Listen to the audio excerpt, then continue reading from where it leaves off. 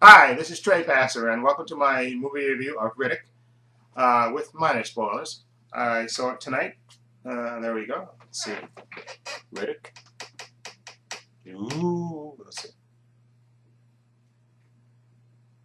There you go.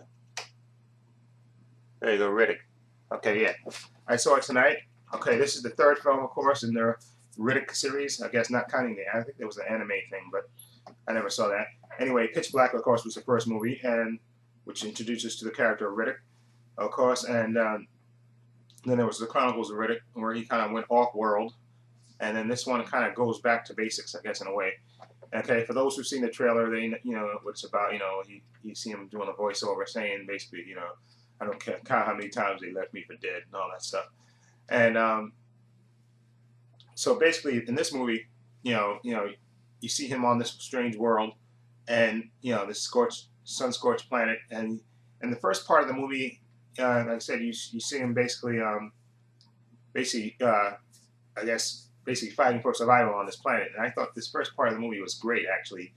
I think it's about a good 20 minutes or so, or maybe a little bit more of him just, or maybe half hour of him just on the planet, just surviving, battling these creatures and stuff, all kinds of creatures and stuff, and surviving and stuff. And I thought that part was very interesting.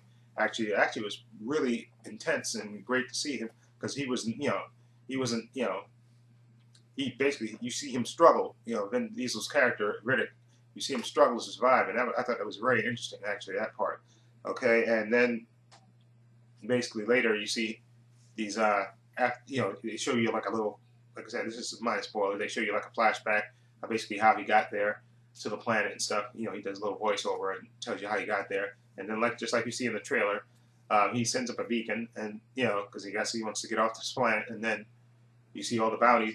He sends a beacon which scans them, and so everybody knows it's Riddick. So just like you see in the trailer, the bounty hunters come for him. Okay, and then this is the later part of the movie where, and then you see they're hunting for him, and then there's the first is a one set of bounty hunters that come and are looking for him, of course, to get the bounty. And I think they even say in the movie that the bounty is double if he's dead. If he's dead, and then you see another group of bounty hunters come down. Okay, and then the rest of the movie is basically them trying to catch Riddick, and Riddick, evading them and stuff. And and you got an interesting cast of characters in this movie. Besides Vin Diesel, you have Carl Urban in like a small part in here. You have Kate Sackhoff, Starbuck.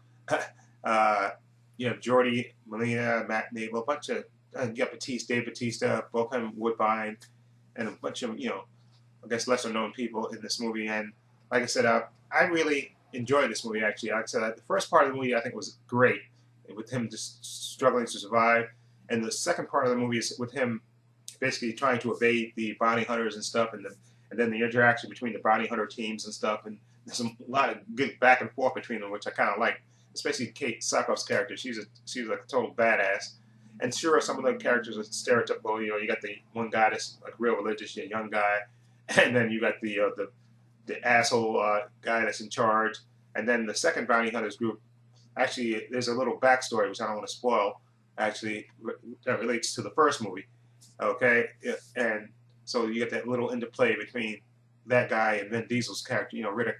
And like I said, I found this movie entertaining. Like I said, definitely entertaining. And in terms, like I said, Pitch Black, I think is still the best one of these movies. I thought that was just a great story, and then and great characters in that. And then the second movie, I think they went kind of astray when they went kind of off world and tried to take Vin Diesel's Riddick character off of out of his element.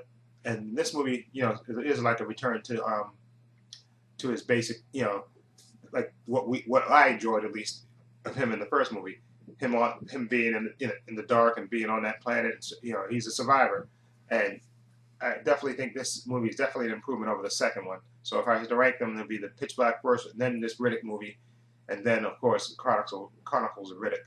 Okay, like I said, Vin Diesel, like I said, this part he was born to play. Okay, he's just very charismatic, and when he's on the screen, you keep your eye on him and stuff. Like I said, like everybody knows, he doesn't say much, but when he does say, it's very memorable and stuff. Like I said, he's a total badass in this film. I really like this movie, so I'm gonna give this Riddick, I was debating this coming home what I would give this. I'm gonna give it a 7.5.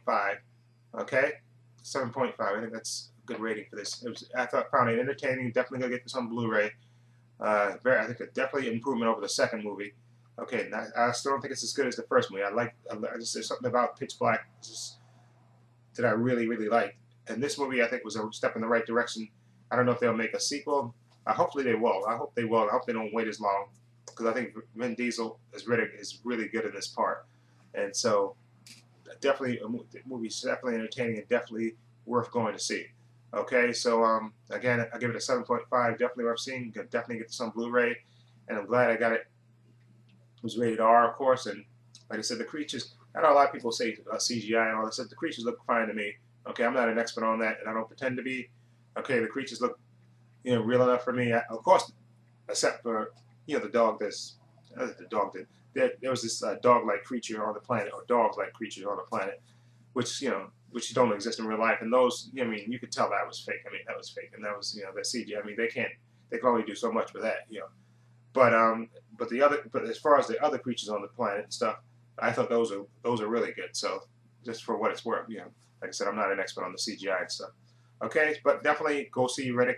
7.5, very entertaining. Vin Diesel, charismatic as usual. Like I said, I like Kate Sarkoff in this movie, and then that one guy that played that you see in the trailer where he goes, in the next 5 minutes, you're going first. Next 5 seconds, you're going to have first. That guy, this Spanish guy. What is this guy? I'm trying to remember his name. Jordi Malia, who plays Santana. He was funny, and there was a lot of funny moments with him and stuff in it and stuff. So and Batista was okay. Yeah, he was just a big lug, so he was okay. And so definitely go see it. Okay, let me know what you think. Free to leave comments down below. And this is Trey Pastor saying so long and take care. Quick impression before I go. You're not afraid of the dark, are you?